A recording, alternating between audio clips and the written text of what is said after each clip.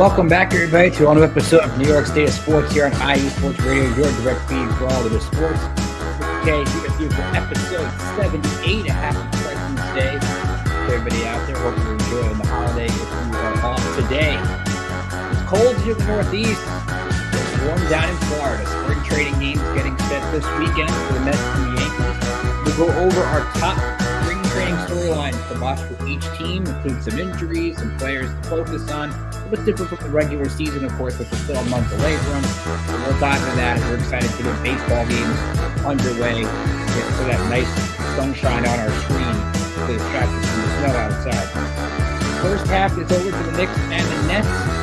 We'll dive into that. Should the Nets be wanting to tank? They're only 2 games out of the playoff spot. Is there value to making the playoffs? We'll talk about the Knicks and they're elite, but they're not really elite, and what their schedule looks like going forward. We'll talk about the local hockey teams having players in the 4 nations. That was so much fun. USA and Canada over the weekend. Chris Kreider getting the start tonight for Team USA against Sweden. And then the U.S. is locked into the championship. The Giants make a hire for their new assistant quarterback coach. What does it mean for maybe a veteran coming to Big Blue? Dive into that. St. John's in the top 16. Ugly NCAA seeding, and they call up a huge win over Creighton. Plus, we'll preview the MLS season starting Saturday for both the Red Bulls and NYCFC. All coming up next here on New York State Sports and IE Sports Radio, your direct feed for all the sports. We'll see you in just a second.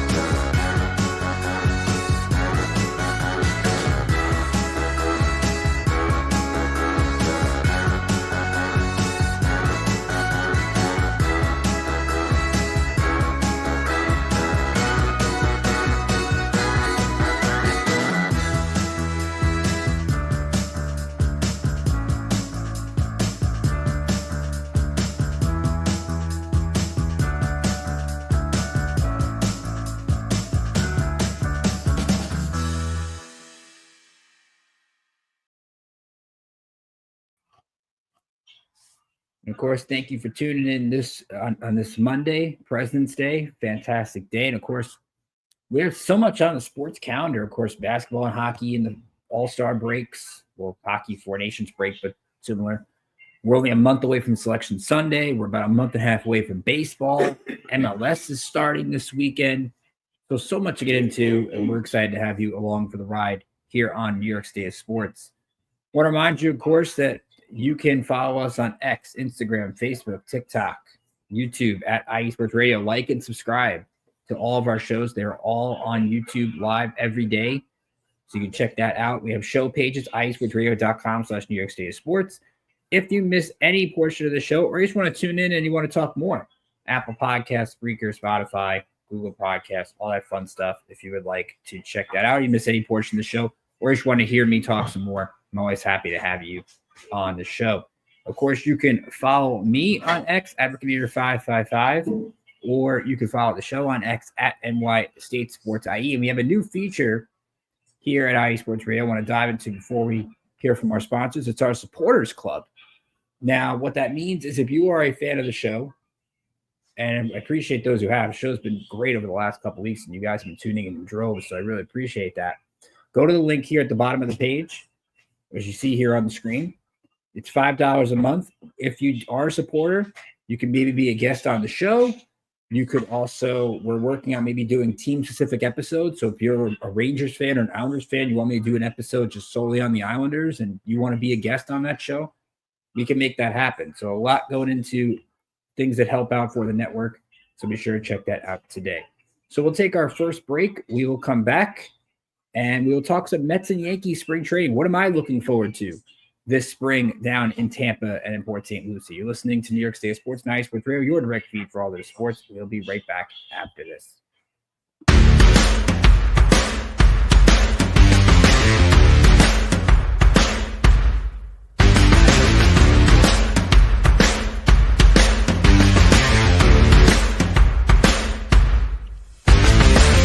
IE Sports Radio fans, this show is brought to you by Planet Jerky Premium Brisket Beef Jerky. Planet Jerky is the official jerky of the 2022 California League champion Lake Elsinore Storm, single A affiliate of the San Diego Padres. This all brisket jerky has gluten-free options, contains no MSG, no sodium nitrate, is low in sugar, and high in protein. Go to their website at planetjerky.net and follow them on Instagram at Planet Jerky. Planet Jerky, the jerky that's on a whole other planet.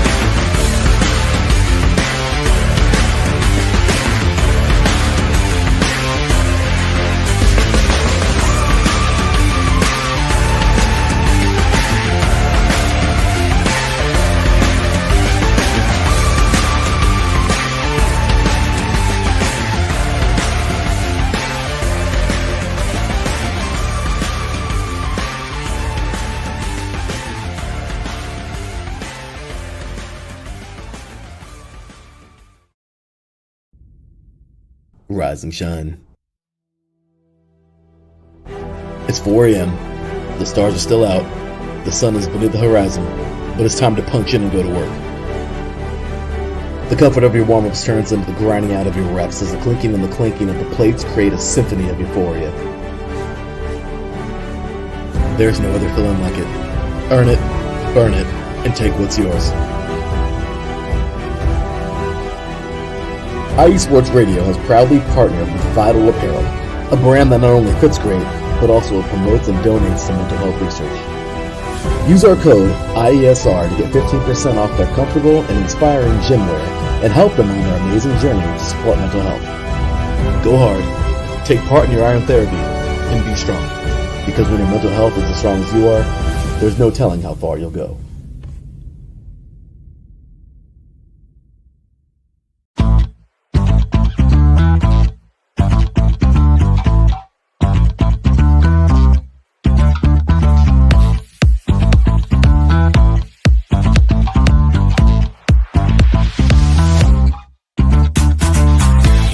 Hey there, IE Sports Radio fans. Be sure to check out our sponsor, Seal the Deal Wax Seals by Cecilia B. You just finished your very own wedding or baby shower invitations and you're looking for that extra special touch? Maybe you just wrote a letter to a relative or a friend and you want to add to their smile when they receive it. Then seal the deal with Cecilia's handmade sealing wax stamps for your invitations, letters, and gifts. You bring the deal, we'll bring the seal. You can find them on Instagram at sealthedeal_wax stamps and on Facebook, Seal the Deal Wax Seals.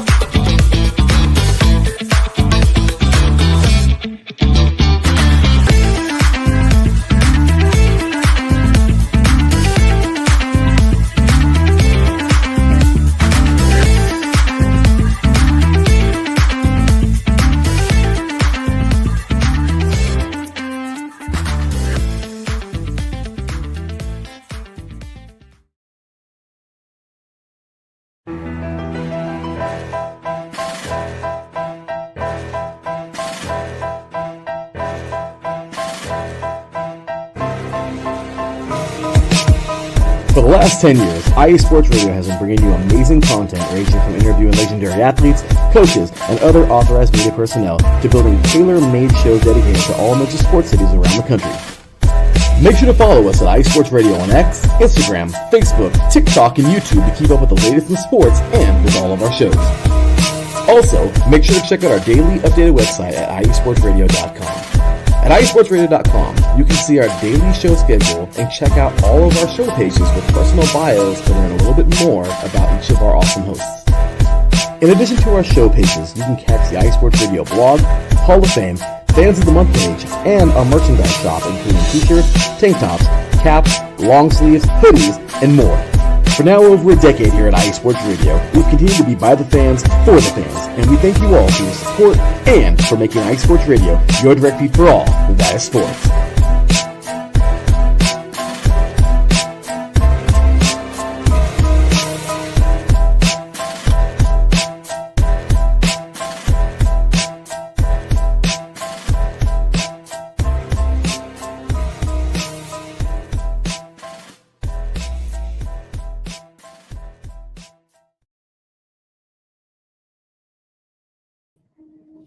And of course, thank you to our awesome sponsors, Planet Jerky Premium Brisket Beef Jerky.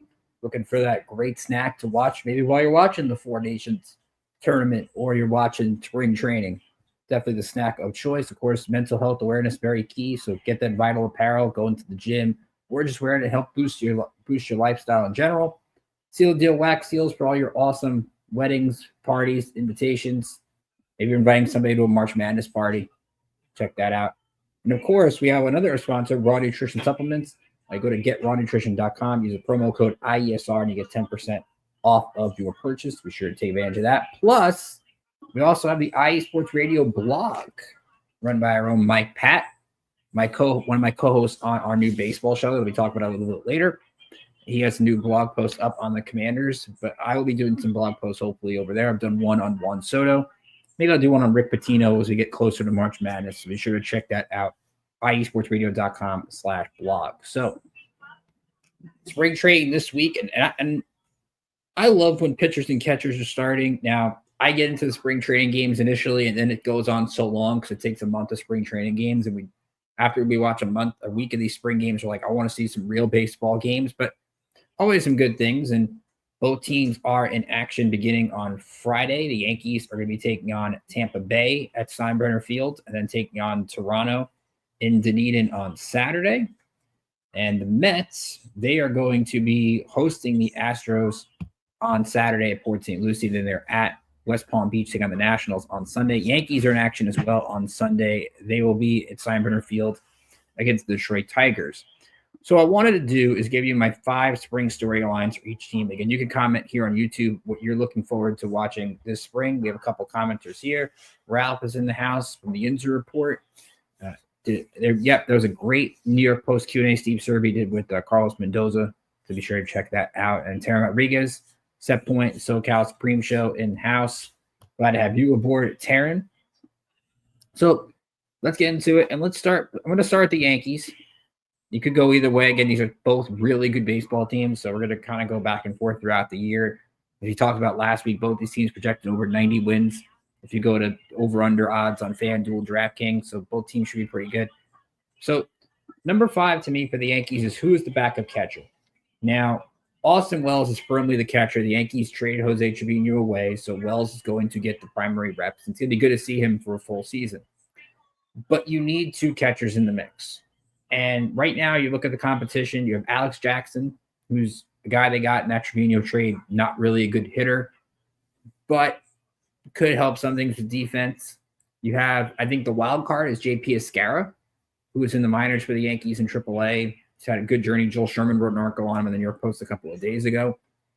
He's a player to watch. And we've also seen Ben Rice get some reps at catcher. Is it easier for the Yankees to have Ben Rice be the backup catcher rather than be the backup first baseman for Paul Goldschmidt and kind of take some of the pressure off of Rice? Remember last year, Rice was called up, had that big 3-homer game against the Red Sox, but after that, didn't really do that much. So does Ben Rice benefit from being, all right, you're the backup to Wells, and we'll go from there. So we'll see who wins this job. Obviously, the Yankees have had catcher depth in the minors before, but have kind of lost some of that depth over the last couple of years. So I'm interested to see what direction they take with that. Number 4, we're going to go with Jason Dominguez in left field. Now, this is a really interesting test case because a little bit we saw Dominguez toward the end of last year. He was really struggling with left field. Didn't really get the reps in the lineup that Yankee fans were hoping for. Aaron Boone was sticking with Alex Verdugo because of his veteran presence. Verdugo, of course, hasn't been signed. So, again, you can never really rule out a potential reunion for the Yankees with Verdugo. But this is, to me, it's Jason Dominguez's job to lose. I think the Yankees want him to win this job. They want him. I want to see a full season of Jason Dominguez in the majors. He's shown he can handle AAA. He's shown he can handle AAA from an offensive standpoint.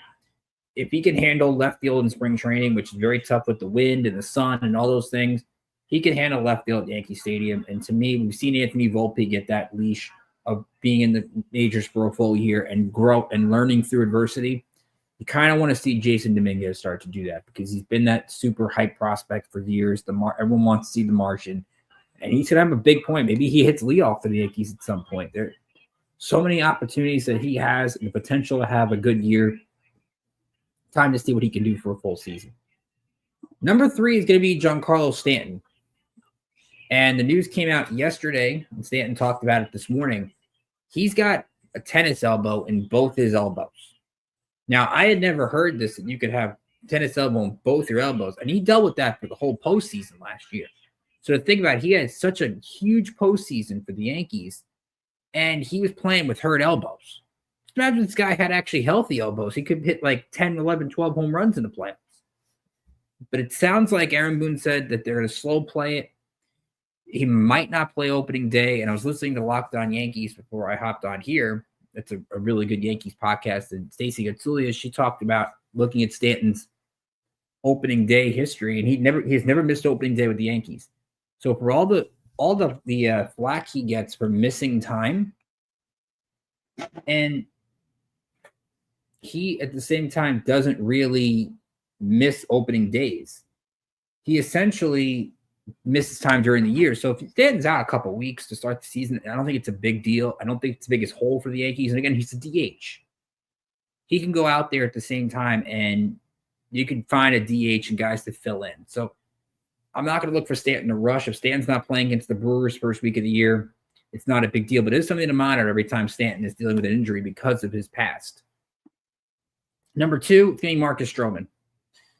We've all seen this over the last week. Stroman in camp, reporting a little bit later, but reporting according to the CBA. Remember, it's kind of weird when they say pitchers and catchers report, but you're still allowed a week afterwards to mandatory report. Because they're so used to that date being in the poll. Pitchers and catchers means everybody's got to be there. Stroman wasn't there for a day or two. Shows up, says he's a starter and only a starter. Look, it's clear the Yankees are trying to trade him, but that $18 million option for next year, if he hits 140 innings, is going to be something that's going to make it difficult to trade. I don't think Stroman wants to be in the bullpen. I don't think he wants to be that sixth man. So can the Yankees match salaries? I mean, they haven't been rumored on Nolan Arenado, but maybe they find St. Louis to be a taker for that contract. Does somebody have an injury in camp and needs a starter, and they find a way to deal Stroman? We'll see. I don't think he's been that much of a distraction. I think the media makes it more of a distraction because Stroman's in camp, and I think he's going to do any role he's asked of him. We all know he can kind of, from his time with the Mets and his time with social media, he's a big guy on and will block anybody that kind of angers him a little bit. But I think there's a spot somewhere. And again, if there's an injury in camp, Stroman's the next guy. So I think if he has a good spring training, maybe they trade him, or someone gets hurt, he starts the year in the rotation. But we'll see how this storyline develops. Number one, who's the opening day third baseman? The one thing the Yankees haven't done this offseason is get a third baseman. Now, I'm tired of Aaron Boone telling me about DJ LeMahieu and Oswaldo Cabrera. Oswaldo Cabrera, I want to be that versatile utility guy around the diamond. I want him to be that player that you can bounce around every now and then. I don't think he needs to be an everyday third baseman. So that leaves you with LeMahieu. I question, number one, if LeMahieu gets through camp healthy. We just haven't seen him be healthy at all over the last couple of years. And I don't think the Yankees can necessarily bank on that, even though he's healthy in spring training. I'm tired of hearing about, I feel in the best shape possible or best shape of my life that you've heard. So to me, it's a little bit tricky to expect DJ LeMahieu to be healthy. Now, I think the Yankees can find a third baseman. I don't think it has to be Nolan Arenado, but I don't think their opening day third baseman is on the roster. I still think they're going to make a move. And if it's not Arenado, maybe they find a guy that can be a utility infield third baseman type out there somewhere. I just don't think they can bank on LeMahieu and Cabrera as much as they want Jazz Chisholm to play second. I've heard Oswald Peraza, and as much as I like Peraza's potential, he hasn't hit. You don't need to be a 300 hitter to be the third baseman of the Yankees. You got to hit a little bit. And to me, Peraza just hasn't shown enough with the bat to justify being the third baseman. But we'll see. Yankees are still clearly very high on him, so I wouldn't be surprised by that. And Larry comments here in the chat. Glad to have Larry here today. The Yankees have the team. They just have to finish the season this time around. And we talked about over the last month or so when looking at this offseason, when you add Max Fried, you add Cody Bellinger, you add Devin Williams to this squad and Paul Goldschmidt, I mean, it's not Juan Soto, but they did make some moves, I think, to make this team better. They're still the favorite in the American League. I know Alex Bregman going to Boston is going to kind of really give some competition in the American League, which I think is absolutely needed. And I think it brings some juice back to Yankees, Red Sox for sure. But I still think with the American League is definitely not as strong as the National League. And to me, the Yankees are at least a top 2 or 3 team to maybe get back to the World Series again. So we've done the Yankees. Let's look at the Mets. Of course, everyone's been talking about Juan Soto in camp. And look, as long as Juan Soto gets through camp healthy, that's the only thing we really look for in spring training. I don't need to see him hit 10 home runs or do anything like that, because to me, it's more what he can do when we get to the regular season. So let's start with number 5. And number 5 to me is, can Starling Marte boost his trade value? Look, the Yankees, not the Yankees, the Mets have a logjam of outfielders. Soto, Nimmo. You look at bringing Jose Siri. You look at maybe Jeff McNeil playing some outfield. The Mets have some outfield things. And it was clear throughout the offseason, the Mets have tried to trade Starling Marte, and it just hasn't worked. So does he end up having a good spring training enough with his salary to get a team to take on Starling Marte? Because right now, when you look at bringing back Pete Alonso doesn't help him, because now if you want to use either Pete at first base, use Pete as the DH, Marte is losing some of those DH reps that he would normally get. You bring back Jesse Winker. Jesse Winker can play the outfield. So Marte loses a spot there. They also have Tyrone Taylor. So with the Mets now also, and we'll get to this with a later storyline, trying to fit some of their younger pieces into the mix, it doesn't really give Marte a spot. And that's where the rubber meets the road. Can they find a team, if they are going to trade him, that needs an outfielder? Again, you get an injury in camp, things might happen. But to me, that's number 5. Number 4, Clay Holmes trying to be a starter. I was reading about it this week. Carlos Mendoza, John Heyman had a tweet about how Clay Holmes' changeup could be a really key weapon as he goes back to being a starter. Remember, he was a starter in Pittsburgh in his early stages of his career, then transitioned to the bullpen, of course, had some good years with the Yankees, and now goes into this rotation. I think he's a vital member of this rotation at that. When you look at, you've got Senga, you've got Minaya back, but is Clay Holmes going to be that number 3 starter behind those two, maybe in front of David Peterson? Does David Peterson continue that upward trajectory that he was on last year? But they're going to need Clay Holmes to be a key part of this rotation unless they go out and add a starter, and they didn't do that. With Nick Pivetta going to San Diego, I thought Pivetta could be a piece. Maybe they still trade for Dylan Cease. That's an option out there. But for right now, Clay Holmes is projected to be a key part of this rotation. So how he develops as a starter over spring training and getting more innings will be interesting. Speaking of pitching, number 3, I'm going to look at a top prospect for the Mets and maybe making that rise in 25, and that's Brandon Sproat. Brandon Sproat's a second-round pick in 2023 out of Florida. Of course, the Mets drafted him twice. First time they drafted him a couple of years ago, he decided to go back to Florida. They drafted him again. Had a really good 2024 at the lower levels of the minors. Got all the way up to AAA. Struggled a little bit, but Mendoza talked about how it's okay to have a high ERA and go through those struggles because it's going to help him as a pitcher this year. And you look at one of the pitchers that rose last year with the Mets was Christian Scott. He went from AA to the majors very quickly. And Scott, of course, being out for the first part of this year with Tommy John, you look at a guy like Sproat that has an electric fastball that can get in the trip, reach the high 90s in velocity. He is a player I think that could be a real X factor. It's not in the rotation. Maybe it's in the bullpen down the road because the Mets did improve their bullpen over the winter. They got AJ Minter, who, of course, is dealing with some injuries right now. They're going to have Jose Butto in the bullpen. They made that announcement that Butto is going to be a reliever and Tyler McGill is going to be a starter. But Sproat could be that wild card later in the year in any role that the Mets want him to be. So to me, that he'll be fun to watch this spring. Number 2, I look at health. Kodai Senga actually finished spring healthy. Last year, right in the early stages of spring, we found out Kodai Senga was hurt, ends up being out till July, and then gets hurt again and is out till October. Kodai Senga is clearly the Mets rotation has a higher ceiling when Senga is in the rotation. So to me, it's not what Senga does this spring, kind of like Soto. It's whether Senga actually stays on the field. So that's number 2. And number 1, it's the log jam of infielders. We talked about that with Marte earlier. You think about how many guys the Mets need to find spots for. Vientos is going to be your third baseman. It's clear. So you're looking at Brett Beatty needs a spot. Luis Angel Acuna needs a spot. Ronnie Mauricio is returning from his ACL injury. There's reports out of Port St. Lucie that it'll take till mid-March for him to hop on and play some games.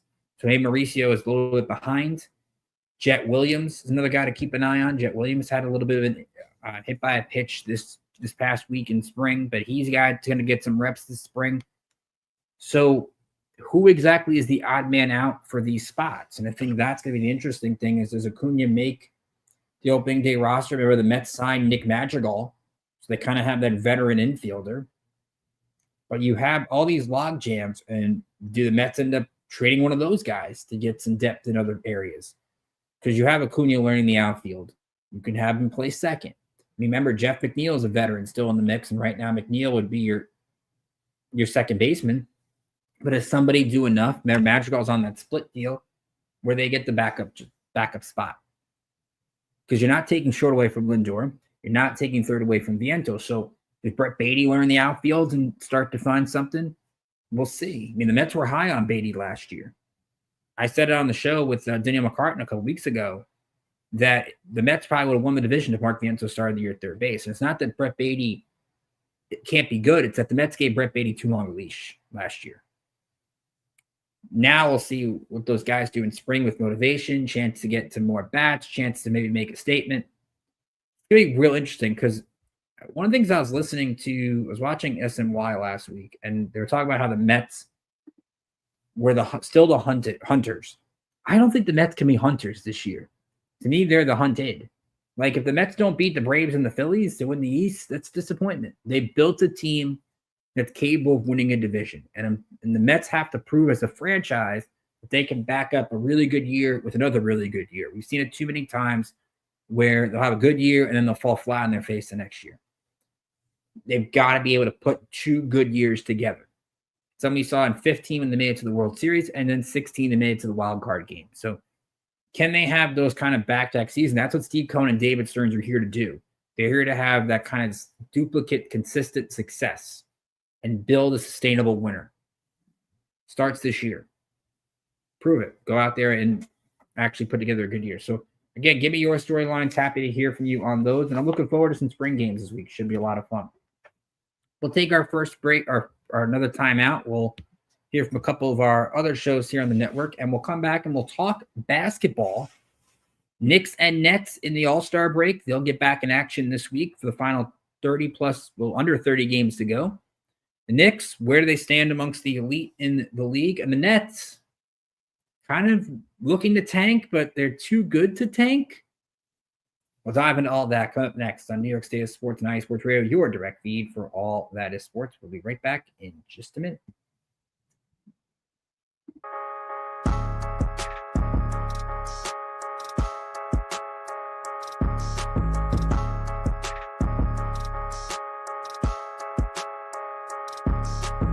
How we doing, sports fans? This is Christian Harvey, your host of Gritsville, USA, your go-to show for all things Detroit and Michigan here on iSports Radio. Whether you're here for Gritty Lions talk, getting pumped up for the great Detroit sports renaissance, or hating on your neighbor depending on if they were green or blue, we got you covered. Whether you're in the East, West, or Central, we got you covered. Join me as we tackle through all that the great state of Michigan has to offer in the world of sports. Catch me, Christian Harvey, each week on Gritsville, USA, right here on iSports Radio, your direct feed for all that is sports.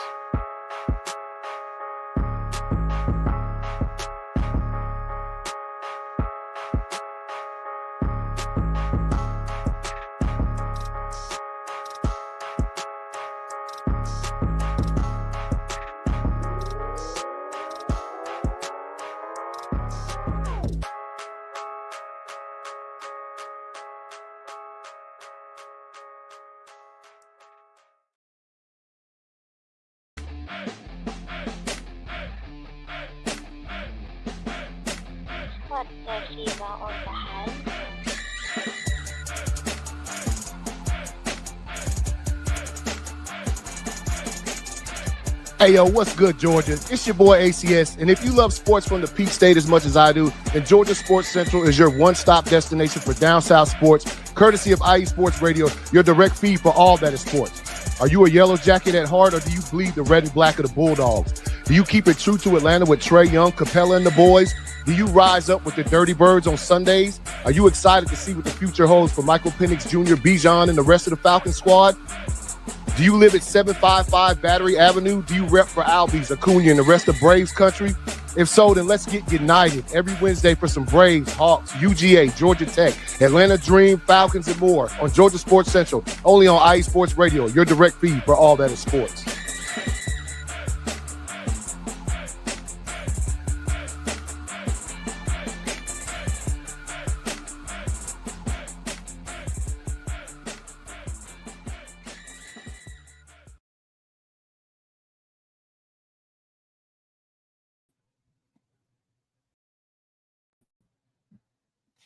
And welcome back to New York State of Sports and IE Sports Radio, your direct feed for all that is sports. As we move over from the diamond to the hardwood, talking some basketball.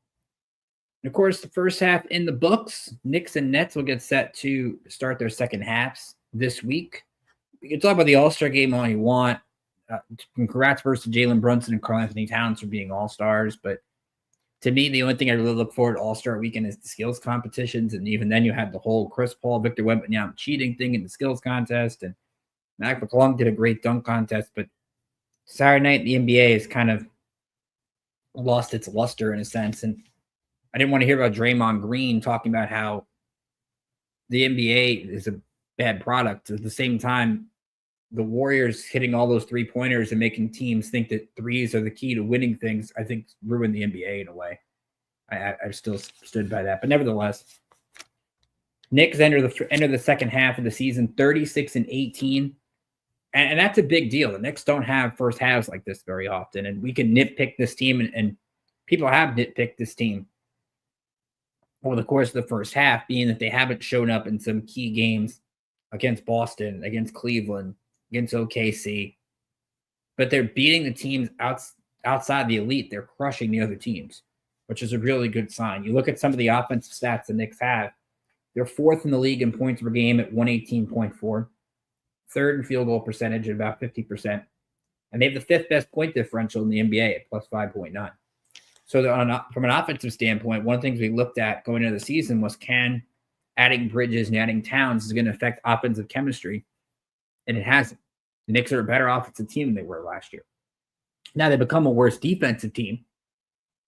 You saw that the other night against the Hawks, a game they won 149-148 in overtime. I mean, we're not used to seeing a Tom Thibodeau team allow 140-plus points. They could score, and I love what Precious Achiuwa did the other day, 26 points, and you're seeing what Precious can do in a role when he's called upon. But they need OG back. They need OG back for defense. It sounds like he's going to work his way back soon. Mitchell Robinson hopefully will be back in March, and that's going to help, of course, from a rim protecting perspective. They're going to need that. So the question is going to be, what is the ceiling for this Knicks team? I don't think they can catch Cleveland for the number one seed. They're 8 games behind Cleveland. It's not going to happen. Now, they're 2.5 behind Boston, despite losing to them twice. And you look at the Knicks' schedule, they have the 8th toughest schedule, according when you look at Tankathon, the 8th toughest schedule in the NBA. Now, you want the rest of the way. Put that in perspective, they're the 2nd toughest in the East. The top 6 toughest schedules in the NBA are all Western Conference teams. I think Milwaukee is the first Eastern Conference team on that list. So this is a very tough schedule for the Knicks, being that 5 of their remaining 28 games against Boston and Cleveland. They still have 3 matchups with Cleveland. So if they don't have to sweep Cleveland and get some luck for the 1, I think the 2 is in play. If they can find a way to get on a roll. They're at least 5.5 ahead of Indiana, and that's why that win over the Pacers before the break was so big. Josh Hart and Karl-Anthony Towns did a hell of a job in that game. So for the Knicks to beat Indiana and beat Atlanta going into the All-Star break was huge for this team. It puts them 36-18, as I mentioned. They will come back from the break. They have 3 games in 4 days. It starts Thursday at home against the Bulls. They are right now a 13.5-point favorite in that game, so they should beat Chicago. Then they have at Cleveland, second night of a back-to-back, so it doesn't really help with the schedule there. And then they're at the Celtics. That's 1 o'clock on ABC next Sunday. It's going to be a big Sunday in New York basketball, and we'll talk about it later with UConn and St. John's playing at the Garden. But the Knicks will be at TD Garden taking on the Celtics. And look, I'm not going to sit here and look, the Knicks, to me, the expectation's got to be get to the second round. And if you play Boston, give them a competitive series. You built a team that should beat the Celtics. The Celtics have made you look flat, as we talked about last week. The Knicks have been exposed against the Celtics the last couple of times. But this group is still really good. I think we kind of forget that sometimes when you look at a team that, again, has won 2/3 of its games so far this year. Now, they haven't won the games that you wanted them to win, but I think their ceiling is still very high for the last 28 games and a chance at a good postseason run. The Nets is a real interesting thing.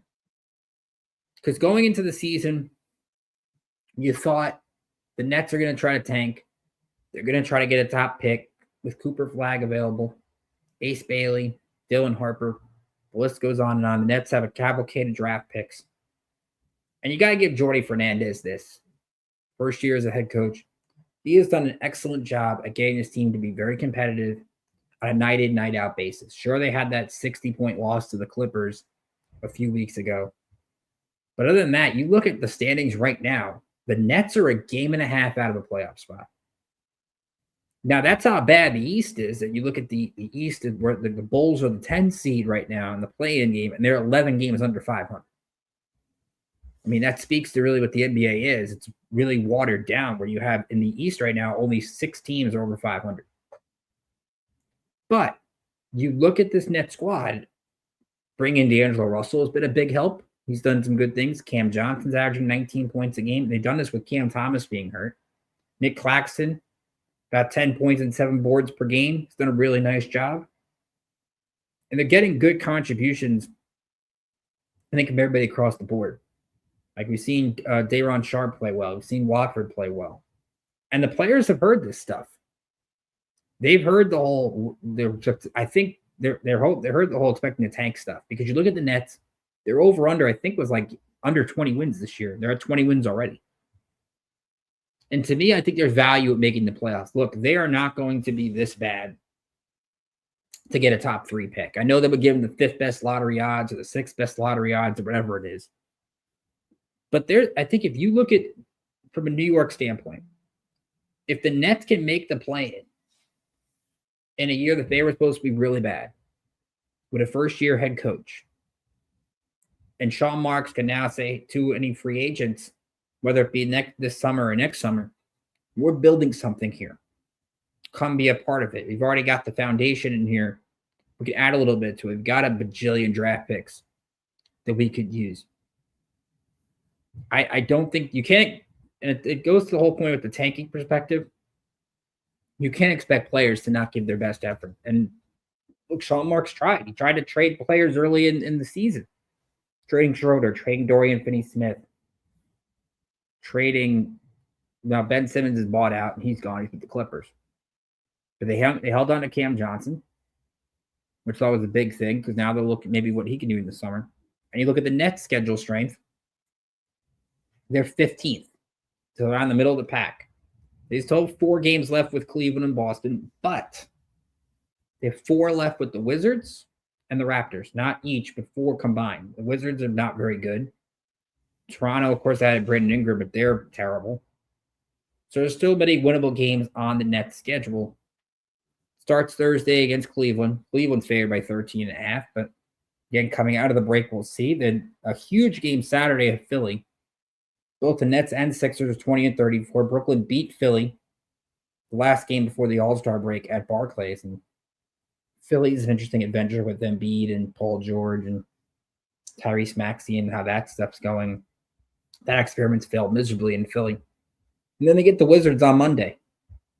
So there are opportunities for Brooklyn. They have Portland to end the month. Portland's not very good.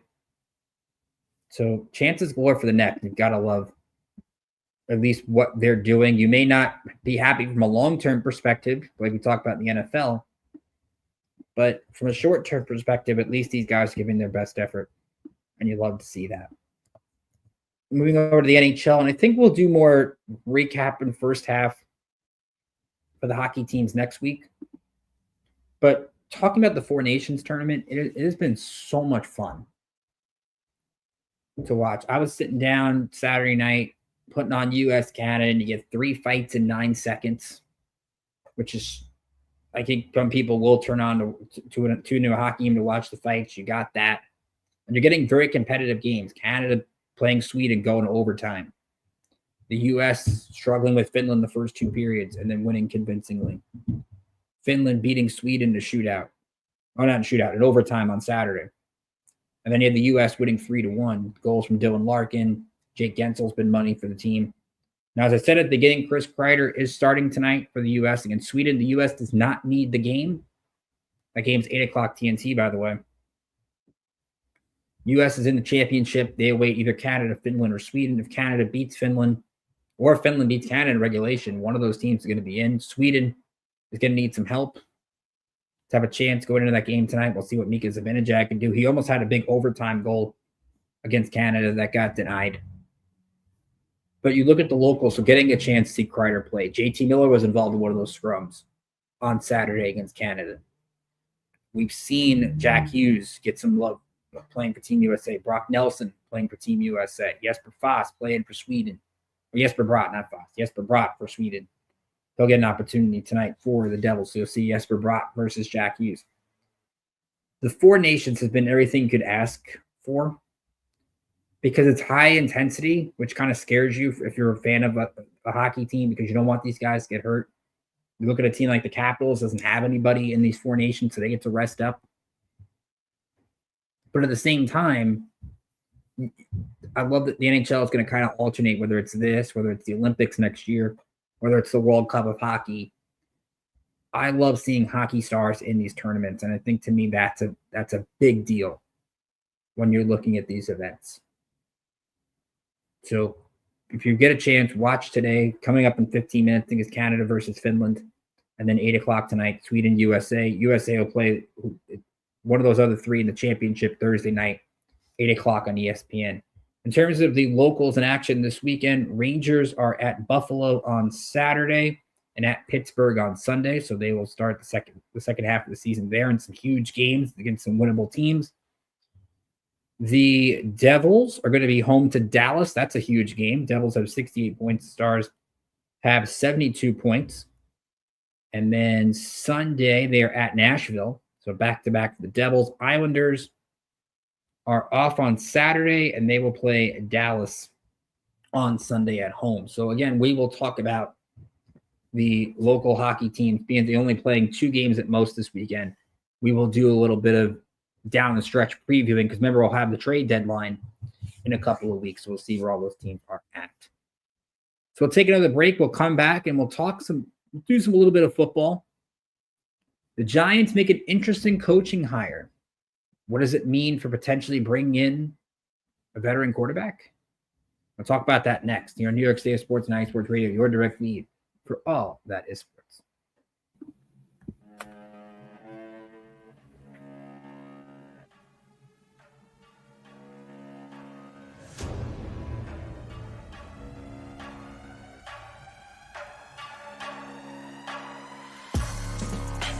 What's up, everybody? It's your boy, Big Mike from Indie Sports Nation. Come hang out with me each and every Friday, 5 p.m. to 6 p.m. Eastern Time, where we talk things Indiana sports. We talk Colts, Pacers, Fever, Indy Ignite, and we dive into the college scene as well. Boilermakers, Hoosiers, Irish, Bulldogs, and every school in between. And we don't stop there. We'll sprinkle in some NHRA and cover the IndyCar Series. From the turf, to the hardwood, to the track. We got you covered. Come hang out with your boy, Big Mike. Each and every Friday, 5 p.m. to 6 p.m. Eastern Time. Indie Sports Nation. Right here on IE Sports Radio, your direct feed for all that is sports.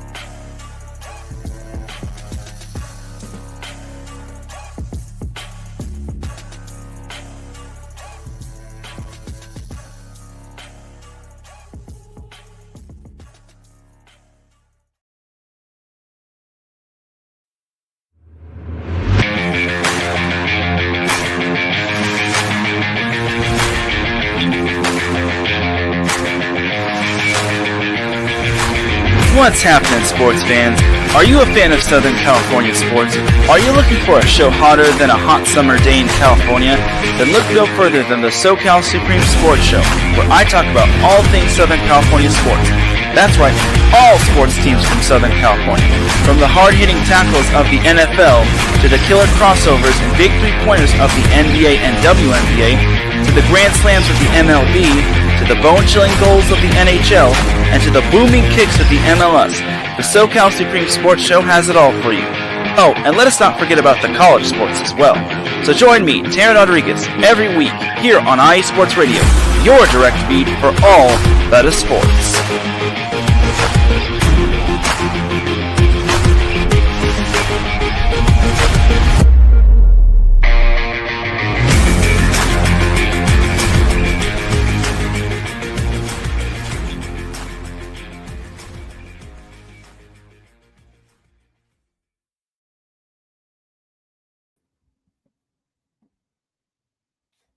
Welcome back to New York State of Sports, IE Sports Radio, your direct feed for all the sports. Picky K here with you. Before we move on to the Giants, some quick news on the Mets. Mike Puma from the New York Post reporting a few minutes ago, Frankie Montas has not been throwing and will apparently remain shut down for a significant stretch. More info coming soon. That's big for the Mets. Look, they took a chance on a boom or bust signing with Montas.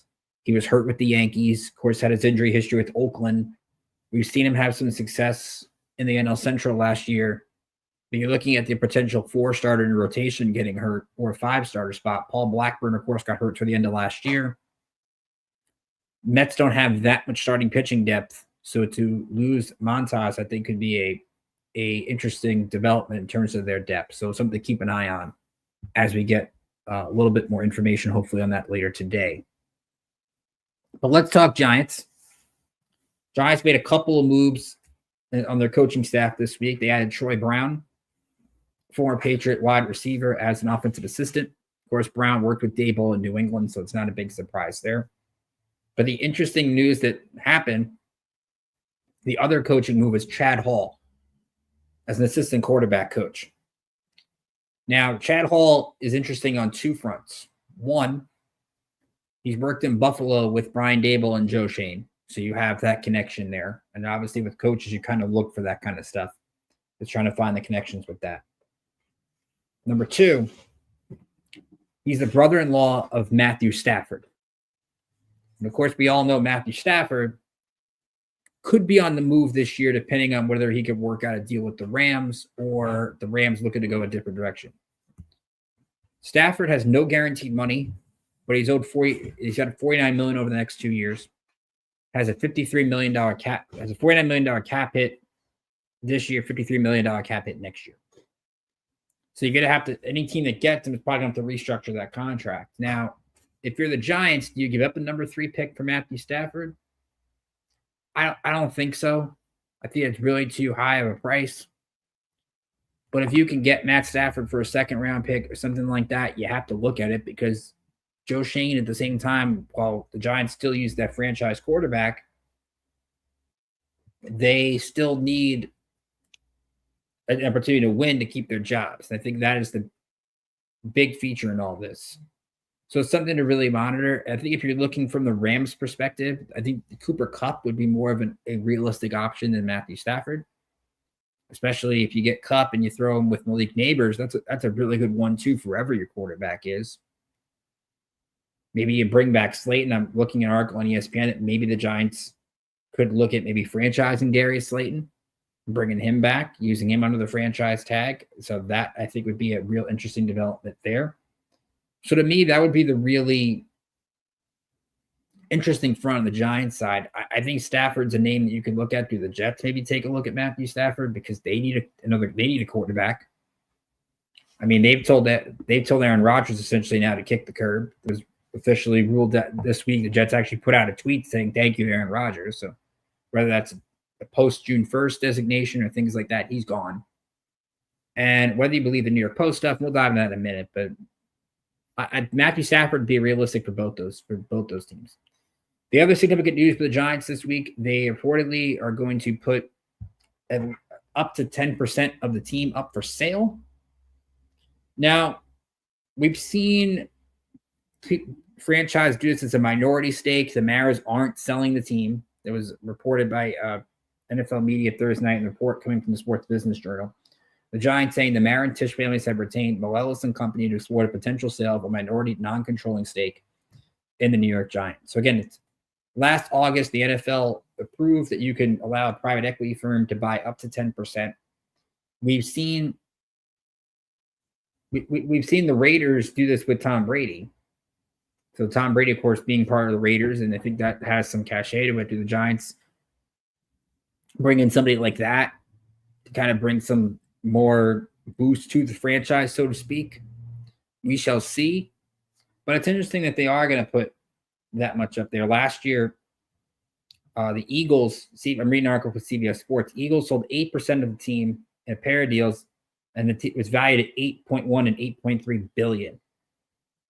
So you wonder if the Giants now boost their valuation a little bit from a business perspective, and it helps them in the long run. So I was getting questions from people this week. Does that mean like the Giants are actually going to sell? No, they're just putting up a small, very small portion of the team at a minority stake, and we'll see who ends up being the successful bidder in that. Meanwhile, we dove into this much last week. I don't want to dive too much into it, but as I said, the Jets officially told Aaron Rodgers he's out the door. There was a report from New York Post. Aaron Rodgers was really pleading his case to try to come back. He went to New Jersey to meet with Aaron Glenn and Darren Muji. It just didn't happen. I've listened to people talk about, well, the Jets give him an ultimatum on the Pat McAfee stuff. Technically, according to the NFL CBA, you can't do that. You can't tell a guy that he can't do those kind of things. Or expect him to come to, even though things are mandatory, they're not really mandatory. So look, the Jets just want to go in a different direction. And it'll be real interesting to see what direction that ends up being. Because quite frankly, I don't really know. I don't think anybody really knows right now where the Jets really want to go with their next quarterback. We shall see when that time comes, but that was real interesting to think about this week. Before we take one more break, I do want to dive into some soccer. Now, we're going to hopefully have an awesome guest on the show next week to take a deeper dive into the season. I don't want to reveal that guest yet because they're still finalizing on when that will happen, but it will be something you'll hear on next week's show. But the MLS season starts Saturday.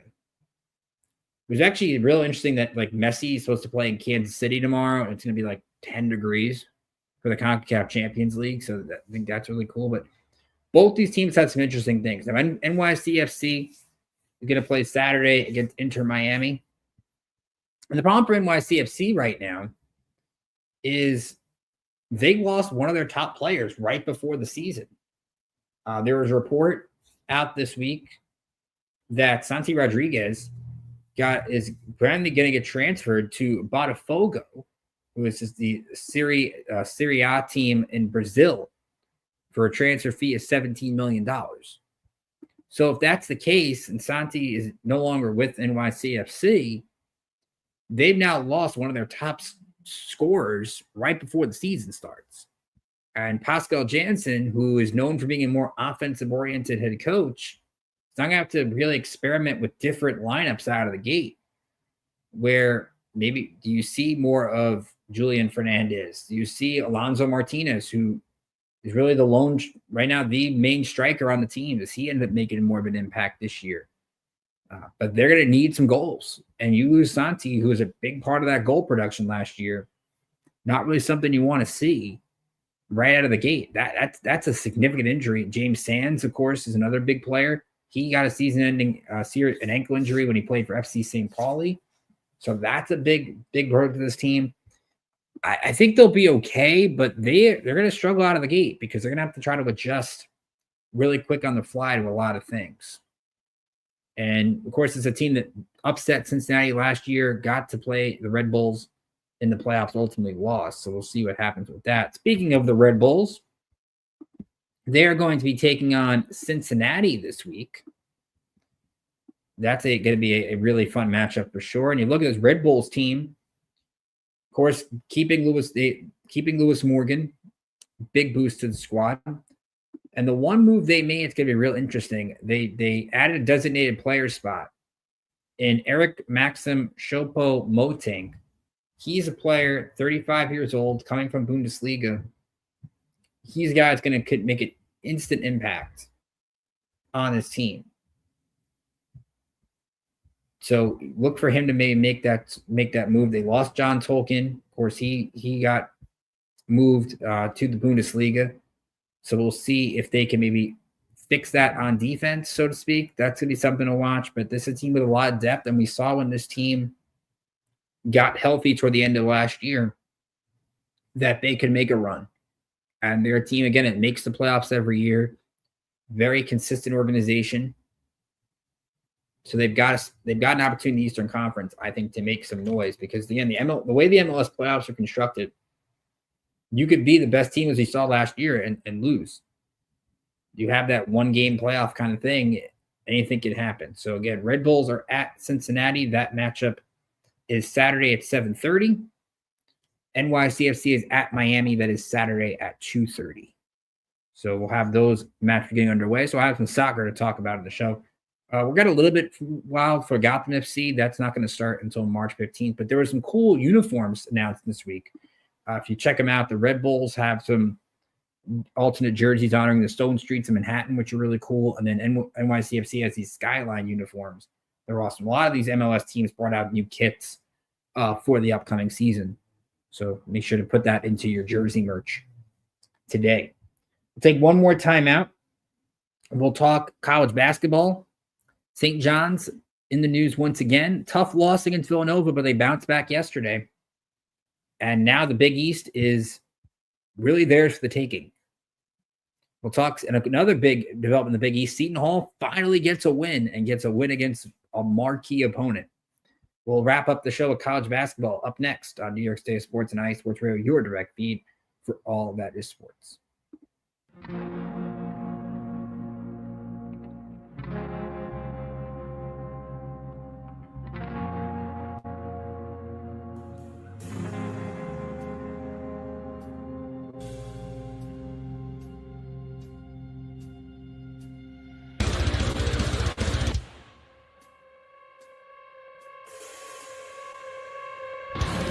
Hello, IE Sports Radio family and other sports families. My name is Alden Kay, and I want to welcome you to the AZ Sports Zone on the IE Sports Radio, your direct feed for all that is sports. If you're a fan of the Valley and the Grand Canyon State like me, then I've got the show for you. Tune in every week, where I will update you and give you the latest news for the Arizona Cardinals, Phoenix Suns, Arizona Diamondbacks, ASU Sun Devils, U of A Wildcats, GCU Antelope, and of course, the NAU Lumberjacks. Again, if you're a Valley sports fan and like all that is desert sports like me, tune in every week here on the IE Sports Radio, your direct feed for all that is sports. We'll see you then.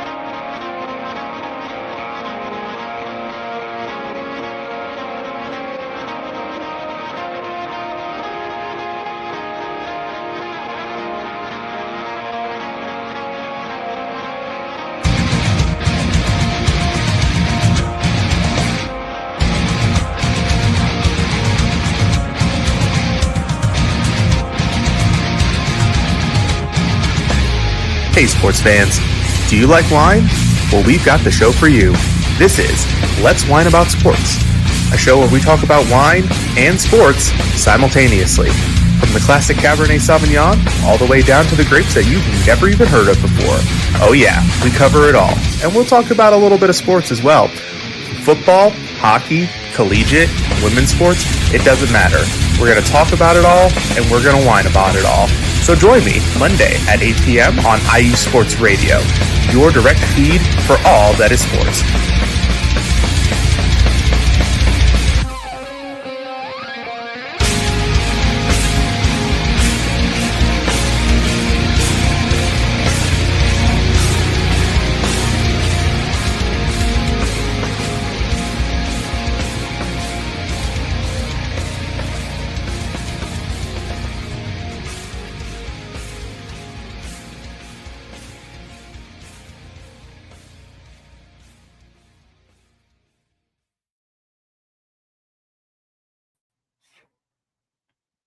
Wrapping up the show here on New York State Sports and IE Sports Radio, your direct feed for all the sports with K here with you. Of course, those last two drops that you just heard are two of my awesome co-hosts on our new baseball show that is going to debut tomorrow at 9 p.m. Eastern.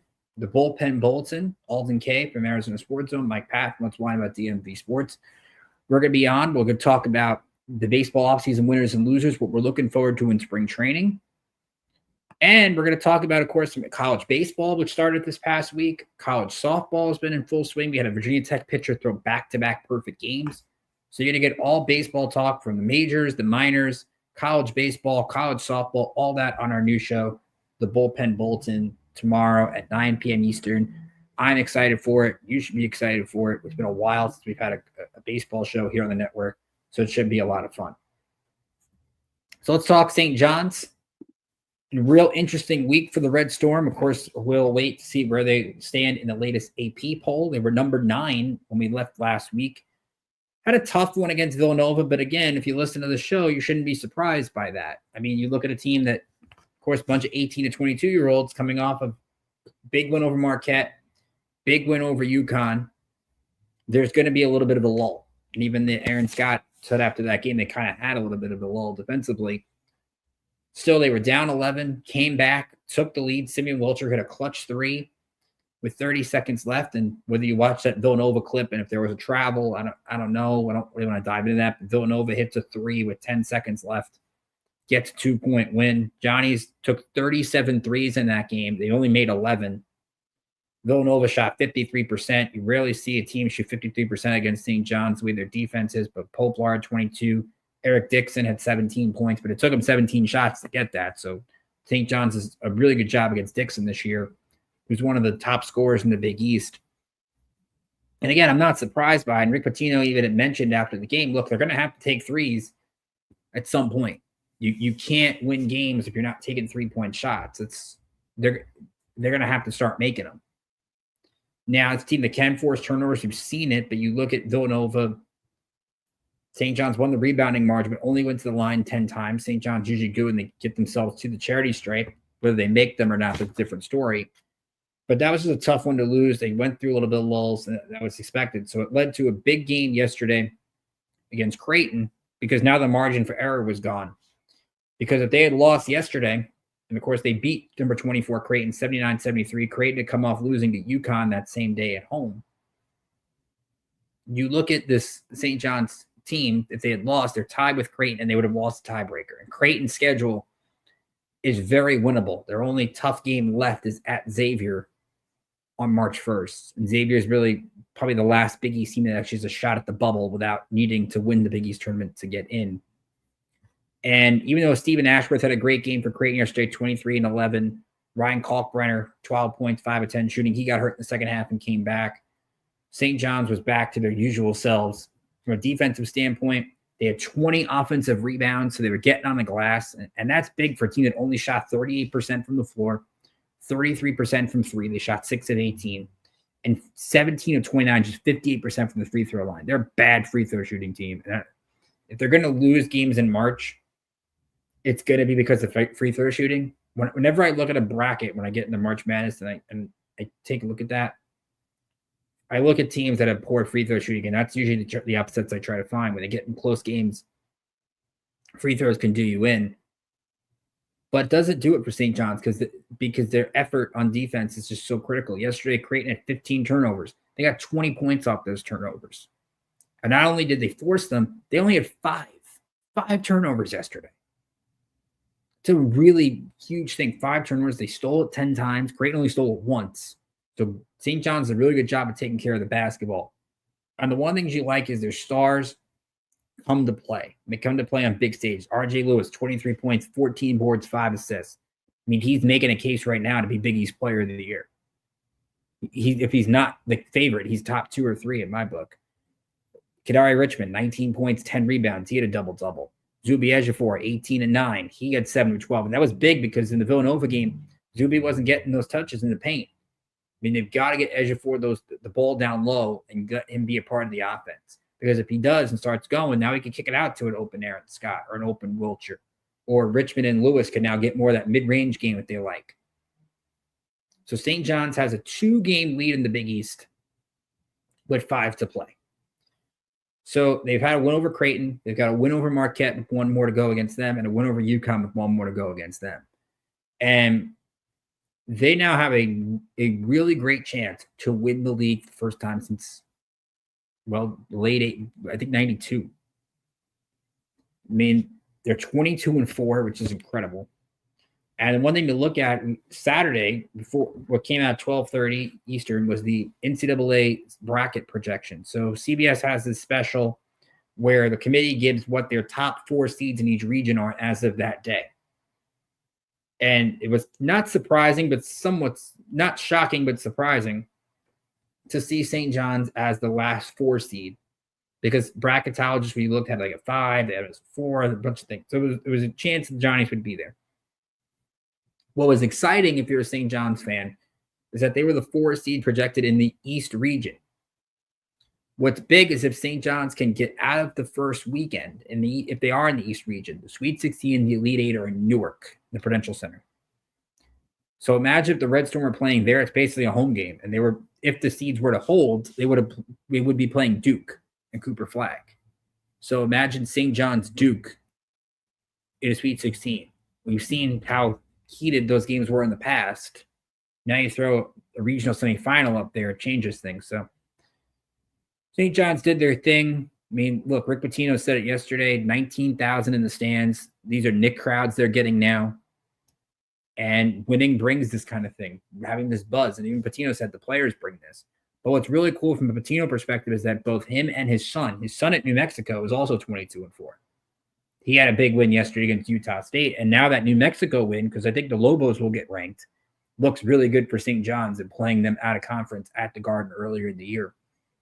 But you're getting those crowds, getting that energy. Zuby, and you had Canary Richmond saying, this is what I transferred here for, to play in these kind of games, to have that top 25 atmosphere. And it's only going to be bigger as we get into next week.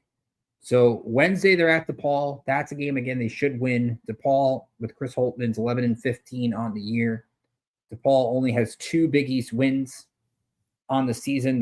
One of those wins was against Seton Hall back on February 2nd, and the other one was against Georgetown January 17th. These 2 teams last played in December at Carnesecca Arena. St. John's blew them out 89-61.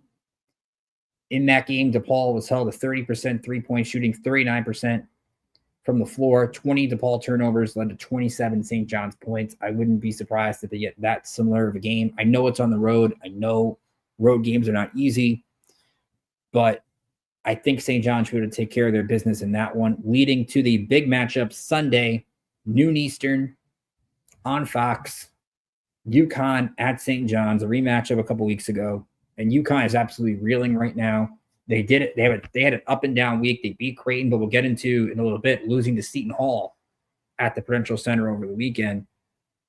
I'm interested to see what this crowd looks like for a noon tip. It is a Sunday game, so you're going to get a really good atmosphere.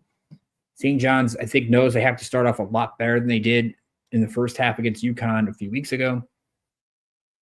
But I think they've got a shot. Look, 2-game lead, and you have 2 tough games left, UConn against Marquette. All you have to do, split one of those 2, and then beat DePaul, beat Butler, beat Seton Hall, and you win the league. It's that simple. You get a 1 seed in the Big East tournament, which I don't think anybody would have expected in year 2 of the Rick Pitino era, but that's where we're at. That's where we're at with this group. And they deserve all the credit. They deserve all the accolades. It's been absolutely fantastic what this team has been able to do. So before we move on, once again, I'm going to take a quick look at where the AP poll is. It's usually around 1 o'clock when it comes out. And St. John's did drop, but they dropped to 10th. So they only dropped 1 spot in the AP poll, but they are a top 10 team. So they remain in the top 10 for the second straight week. But you look at the top 10 as a whole, I mean, you got mostly it's the SEC and the Big 12. I mean, Auburn, Florida, Duke, Alabama, Houston, Tennessee, A&M, Iowa State, and Texas Tech. So essentially, it's the Big 12 and the SEC and Duke ahead of St. John's. That's a lot of respect that St. John's ahead of the highest Big 10 team, which is Wisconsin at 11. So Marquette's at 16. UConn, of course, would have been ranked But they take a really bad loss, because I'm going to give you some behind the scenes here. I'm talking with my girlfriend this week, and we're talking about she wants to go to a college basketball game. And I talk about the local teams that are in the area coming up. And I said, well, Seton Hall's playing UConn tomorrow. And UConn's favored by 14 points. UConn's going to crush them. And it's no disrespect to Seton Hall. They just don't have the talent that you would expect from a Shaheen Holloway coach team. Well, I'm watching the end of the game with her, and you wouldn't think that Seton Hall would do it, but they did. 69-68 in overtime. UConn had a 7-point lead with 2 minutes to go, 5-point lead in overtime. And what was shocking about this game, watching the end of it, is UConn did not inbound the ball. A Danny Hurley coach team with that amount of experience on it, with Caravan and Solo Ball and Hassan Diarra, can't inbound the ball properly. They couldn't do anything.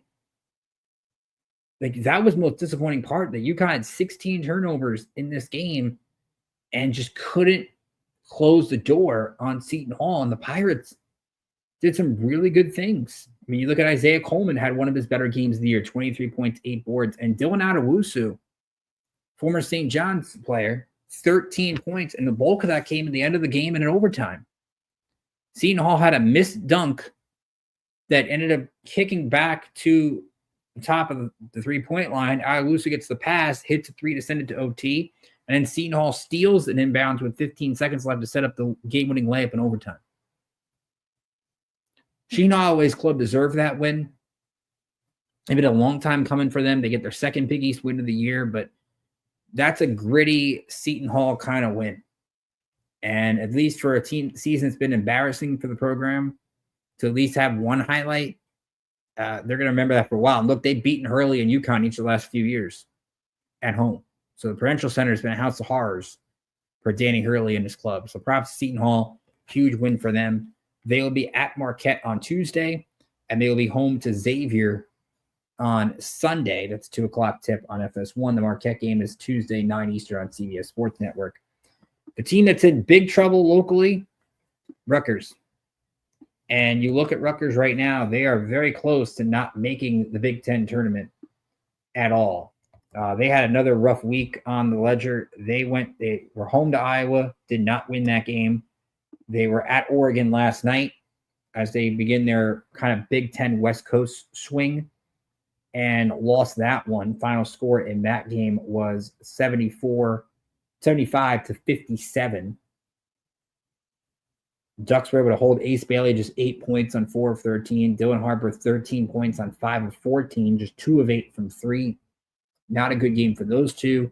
The Iowa game where Rutgers lost 84-73. Iowa was close late, but Iowa goes on an 8-0 run to seal the deal. And Bailey, 13 points. Dylan Harper with 11. So they're not getting those sensational games that they got from Bailey and Harper earlier in the year in the non-conference. So Rutgers has 2 games this week. They end their West Coast swing at Washington. That's Wednesday night, 10:30 on the Big Ten Network. Why it's a big game, the teams that are in the last 3 in the Big Ten, the 3 worst teams, don't get into the Big Ten tournament. Rutgers is a game ahead of 5-10 in the Big Ten. Washington is 4-10. So Rutgers needs this win to get some separation. If not, they're in big trouble. Right now, the teams outside the bubble in terms of the Big Ten tournament, Washington, Northwestern, and Penn State. Rutgers will host USC on Sunday. That's 6 o'clock on FS1. USC is 6-8. And then they'll wrap up February in the league with Michigan. That's next Thursday on Peacock. Michigan's really good, 20-5. They beat Ohio State the other day. So interesting game there. Rutgers, and because if Rutgers doesn't win this game, 2 of their last 4, because they have 4 games left after the Washington game, are against Michigan and Purdue. I don't think you can expect Rutgers to win any of those games on the road. So they're going to have to close business at home, and they're going to have to find a way to beat Washington. That's really what their schedule comes down to, and trying to win to do that. Real quickly, in terms of the last local team we'll touch on, because again, we're going to do a lot of the mid-majors when we get to conference tournament play in a couple of weeks. Syracuse, not a good week for them at all. I think Autry should be on the hot seat. They gave a good effort against North Carolina on Saturday at home. That game was on after the 1-2 Auburn-Alabama game on ESPN. Cuse lost 88-82. Ian Jackson had 5 threes for North Carolina. Tar Heels shot 13 of 28 from 3. Syracuse just 4 3-pointers made despite 26 points from Eddie Lampkin and 22 from J.J. Starling. Cuse also had lost the game prior to Miami, who had 5 ACC wins coming, 5 wins all year coming in. Miami beat them 91-84. Not a good one for the Cuse out in Coral Gables. Their only game they play this week, they're at Pitt, Tuesday at 7 o'clock on the ACC network. Pitt beat Syracuse at the JMA Wireless Dome 77-73 back on January 25th. So that is where we stand on college basketball. And again, before we wrap up, just a quick reminder, of course, if you are a fan of the show, and thank you to all those who have tuned in today, we have our supporters club, which, again, for $5 a month, it helps all of our shows. If you sign up to be a supporters club member for this show, you'll get the opportunity to give your choice. You can do the show with me, or I'll do an exclusive episode on your favorite New York team or your favorite New York player. We'll do a player-specific episode if you would like. So there's so many things that we can do here on the network, and I want you to be a part of this growing team, this growing family. So again, go to the link at the bottom of the screen, Spreaker.com/podcast. You'll find /New York State Sports. We'll post it on social media, on our Twitter accounts at Rickinator555 and at NY State Sports IE. Be a part of this family. If you're a part of the supporters club, you are part of the New York State Sports family and the IE Sports Radio family. So please check that out today. It would be really appreciated as well. So as we wrap up episode 78, we're nearing.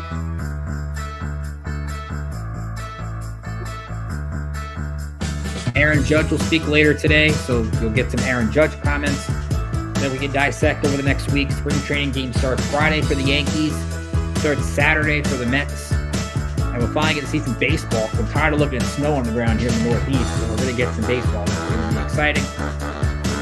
Spring basketball back in force second half this week. Knicks with a couple of big games against Cleveland and against Boston that we'll dive into next week. The Nets, they have Cleveland right out of the break at the Barclays Center, but again, I'm interested to see whether the Nets can make a run and make a push at a playoff spot. We'll see. Speaking of the Mets, by the way, with the whole Montas injury, you got to wonder now, Jose Quintana is a free agent. Do the Mets bring him back? Try to give him a one-year deal. Let's see what can happen. Quintana played a big part last year in the second half. NHL, you got the Four Nations coming up. At least tonight, Canada, Finland right now in TNT, and the U.S. and Sweden later night. So you get to see Chris Kreider in action for the U.S., Petitioner Jack Hughes, and Brock Nelson. And of course, Jesper Bratt for Sweden. Check that out for your fan. St. John's UConn this week at the Garden for the Johnnies, who are now number 10 in the AP poll, continue to move up. Continue to maybe get a top 3 or 4 seed in NCAA tournaments as they are inching closer to a Big East title. We'll dive into the big UConn game next week. We will talk, of course, about Seton Hall and Rutgers. Rutgers tries to make the cut from the tournament. Next week, we'll talk MLS. NYCFC and the Red Bulls will have their first game in action. We'll have that and a whole lot more here on the network. Again, stay tuned to all of our shows from today, and then tomorrow, 9 p.m. Eastern, you will catch me on the Bullpen Bulletin with Mike Pat and Alton K, talking some baseball on the debut of our new baseball show here on the network. So much going on here at IE Sports Radio as we get into basketball second half, hockey second half, March Madness, all that good stuff. Stay tuned for that. From all of us at IE Sports Radio for Larry D and Company, I'm Ricky K saying enjoy the rest of your day, enjoy the rest of your week. I'll see you back here next time.